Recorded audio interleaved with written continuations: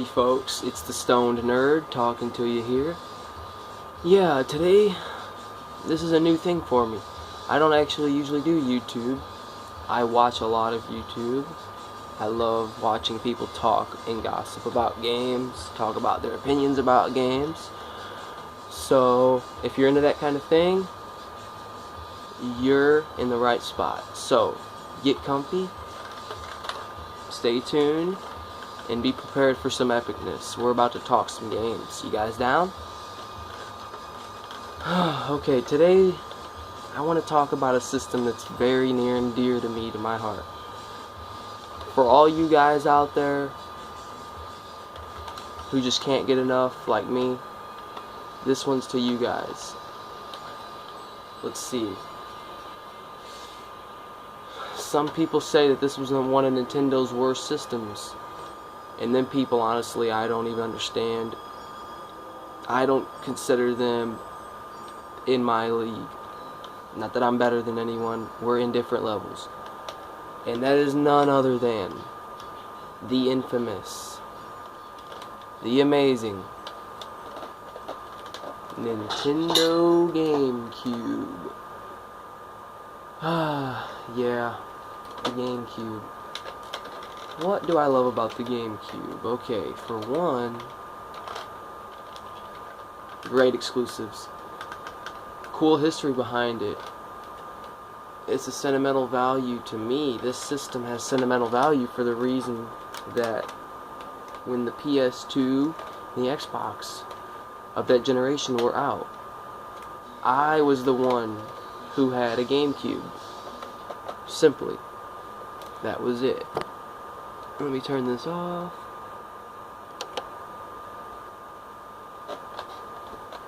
So yes, simply, I had a Gamecube. All my buddies had, I can imagine one of my buddies, he had an Xbox. I would always go over there, he'd want to play Halo. I know that sounds pretty cliche, but that's what it was. And he had Halo, Combat Evolved, and Halo 2. He'd always ask me to join in. I'd pick up the controller, get my ass smacked around. I really never had an enthralling experience, never really grasped me. But I had a PS2 at my dad's. Now that was the cool thing. I would go to my dad's on the weekends sometimes, and then that's where I got to experience PS2. Well, at home, my home system of that generation was the Gamecube. Now, Gamecube's got a weird history behind it. Where do we start off at? Let me think. For one, it was Nintendo's first disc-based system.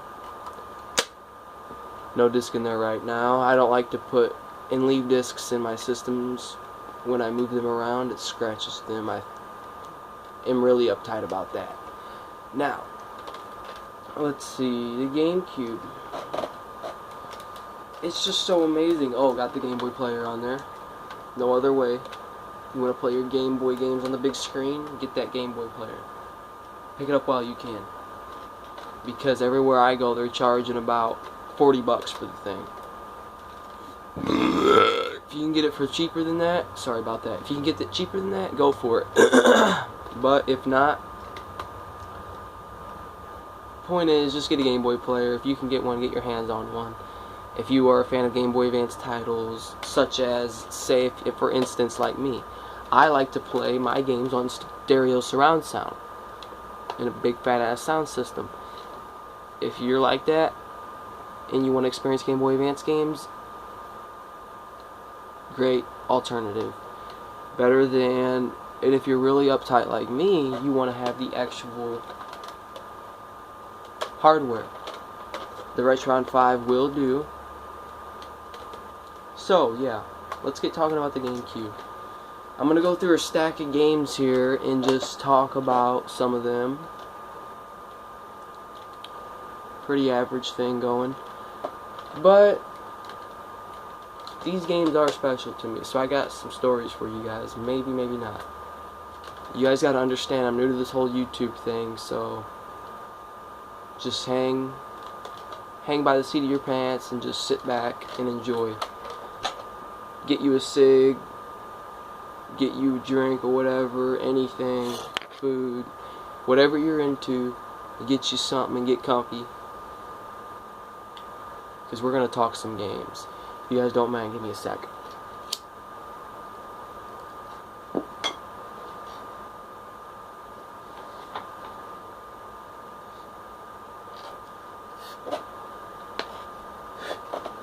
Now the Gamecube.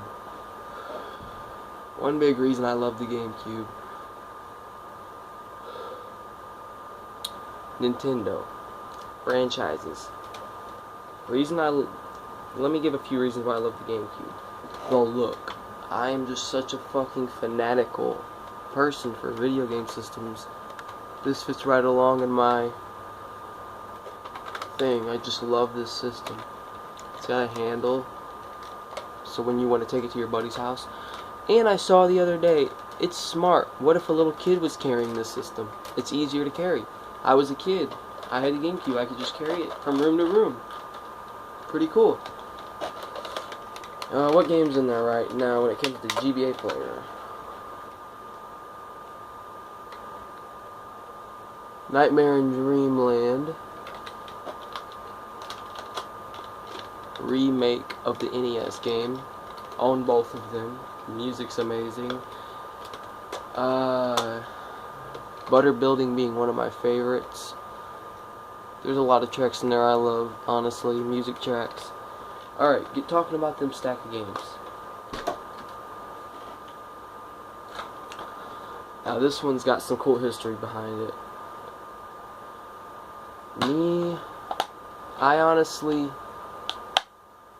always had Nintendo systems growing up, and I never really got to experience Sonic, but randomly, somehow, you know, you're a kid, you get a random game, put it in your system and play.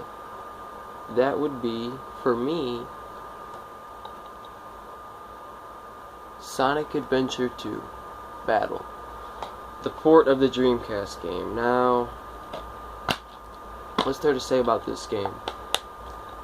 My favorite parts, Sonic Adventure 2. It's an amazing game, honestly. From the intro sequence, epic ass music, fucking Sega epicness.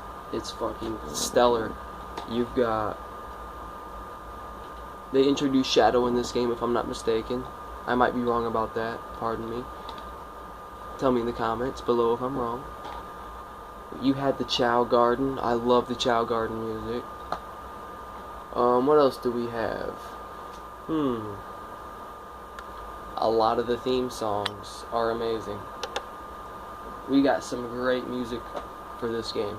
Sega went all out when it came to this soundtrack. Yeah, I suggest you playing this game alone just for the music. The music in here is epic. A couple of my favorite tracks being,